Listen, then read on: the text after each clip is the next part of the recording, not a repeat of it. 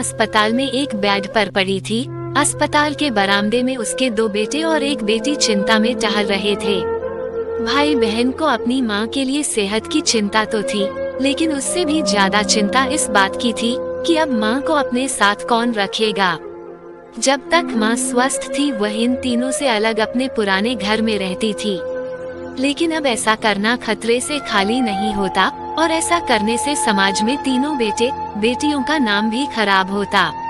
लोग कहते कि देखो कैसी औलादें हैं। बीमार माता को अकेला रहने के लिए छोड़ दिया। 1 घंटे से बिना कोई बातचीत किए वह तीनों अपने अपने विचारों में खोए हुए थे।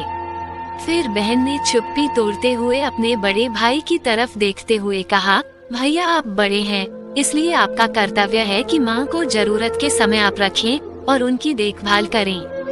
छोटी बहन की बात सुनकर बड़े भाई ने पहले अपनी पत्नी की ओर देखा और बोला, मैं इस बात से बिल्कुल इनकार नहीं करता कि बड़े होने के नाते मेरा माँ की देखभाल करने का कर्तव्य है, लेकिन तुम तो जानती ही हो कि मैं और तुम्हारी भाभी दोनों ही जॉब करते हैं। ऐसी हालत में माँ के साथ किसी ना किसी को हर वक्त उनकी देखभाल करने के लिए उनके साथ रहना पड़ेगा, जो हमारे लिए बहुत मुश्किल हो जाएगा।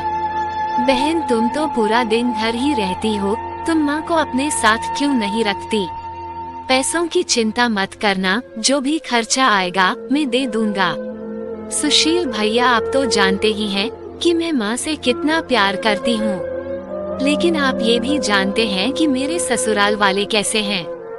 मैं ये बिल्कुल बर्दाश्त नहीं कर पाऊंगी कि कोई मेरी माँ को और मेरे भाइयों को भला बुरा कहे, इसलिए अच्छा यही होगा कि माँ को अनिल भाई के यहाँ रखा जाए। बड़े भाई सुशील ने भी छोटे भाई अनिल के यहाँ माँ को रखने के लिए सहमति जताई। आप ये कैसी बातें कर रहे हो? क्या आपने नहीं देखा है कि माँ कभी भी मेरे घर 2 दिन से ज्यादा रही ही नहीं है?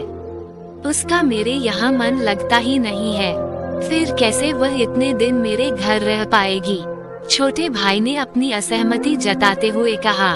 इससे पहले कि इस चर्चा का कोई नतीजा निकल पाता, एक नर्स वहाँ दौड़ते हुए आई और कहने लगी, क्या आप ही वार्ड नंबर 4 में भर्ती मरीज के रिश्तेदार हैं?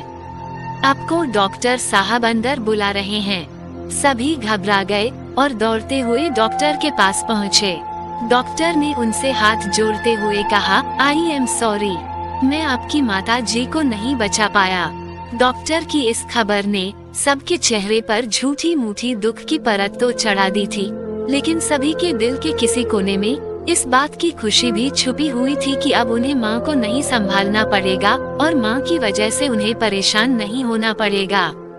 दोस्तों, छोटी सी यह इमोशनल कहानी ही समाज का सत्य है।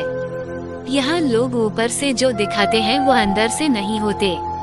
जो माँ बाप अपने 4 बच्चों को बिना किसी शिकायत के बड़ी आसानी से संभाल पाते हैं, आगे चलकर जरूरत पड़ने पर यही 4 बच्चे मिलकर भी उन्हें नहीं संभाल पाते या नहीं संभालना चाहते।